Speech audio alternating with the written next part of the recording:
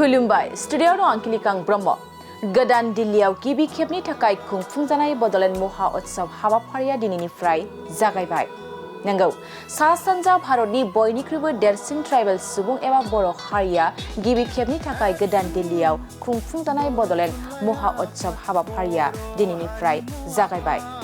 मख'नो गोनांदि दुलाराय बर' फरायसा आफाद, बर' थुनलाइ आफाद आरो दुलाराय बर' हारिमु आफादनि नाजानायाव बड'लेण्ड महा उत्सवखौ गोदान दिल्लीनि साई इन्दिरा गान्धी इनडोर स्टेडियामाव साननैनि हाबाफारि लानानै खुंफुंनाय जागोन।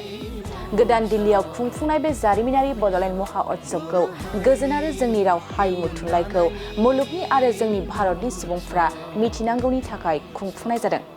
बे जारिमिन बड'लेण्ड महा उत्सवआव हादरनि गाहाय मन्त्रि नरेन्द्र मदिनि बाहागो लानायानो बर' हारिनि थाखाय मोनसे बोर आरो बे बड'लेण्ड महा उत्सव हाबाफारियाव नरेन्द्र मदिजों लोगोसे हादरनि नखर मन्त्रि अमित शाह बिथाङाबो बाहागो लाफागोन। गोदान दिल्लीनि जि जारिमिनारि बड'लेण्ड महोत्सव दिनै सेथि सान आरो बेयाव गोजोननि थाखाय जोंनि राव हारिमु थुनलाइखौ मुलुगनि मानसिया मिथिनांगौ, जोंनि भारतनि सुबुंफ्रा मिथिनांगौ आरो बे मोनसे जोङो मिजिं आरो आसा लानानै बड'लेण्ड महोत्सवखौ खुंदों। आरो दिनैनि बे आरम्भनि जागायनायनि उनाव दा मोनाबिलियाव भारतनि गाहाय मन्त्रि मानगोनां नरेन्द्र मदि बिथाङा बाहागो लागोन। बिथांनि बाहागो लानायानो बर' हारिनि थाखाय मोनसे आशीर्बाद जागोन। सान्ति सुक्तिनि उनाव जिहेतु बिथाङा बाहागो लागोन, आद्रा जिखिनि जोंहा सिमां मिजिं आरो जेंना जेंसि दङ, थारैनो बिथांनि आशीर्बादजों सुस्रांनायाव जोङो मोगथां महर मोनगोन। आरो बेखायनो बड'लेण्ड महोत्सवआ मोनसे जारिमिनारि बड'फानि जि मोनसे सानथौ सानस्रि गेरेमसा हारि दानायनि बे मोनसे वान स्टेप होननानै जोङो सानो। आरो बेखायनो सोलोंथाइखौ लानानै, हारिमुखौ लानानै, टुरिजिमखौ लानानै गोबां जों माखासे हाबाफारि लादों।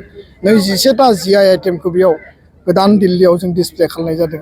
बेनि गेजेरजों जों मानगोनां प्राइम मिनिस्टारा भिजिट खालामगोन। बे भिजिटनि उनाव गासै हाबाफारिया हारिनि जि मोनसे उद्देश्य आरो थांखि दंमोन बे मोगथाङाव जाफुंसार महर जिहेतु नैबे बर' हारिया मोनसे फिसा हारि, दा बेनि गेजेरावबो हादरनि गाहाय बिथां नरेन्द्र मदिया बाहागो लागोन, मा मिजिंथिनो हायो?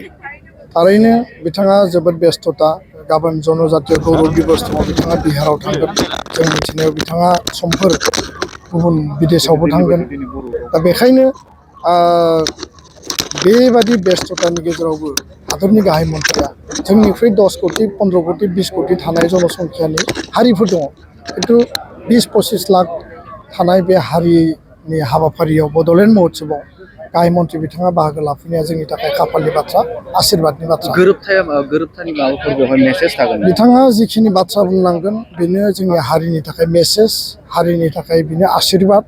आरो बे आशीर्बाद आरो मेसेजखौ लानानै इयुनाव हारि दानायनि हाबाफारिखौ जोङो मावलांगोन।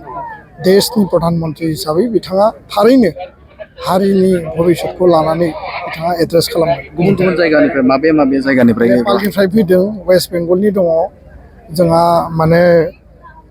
मेघालयनि दङ, नागालेण्डनि दङ, त्रिपुरानि दङ, गोबां मानसि बाहागो लाफैदों।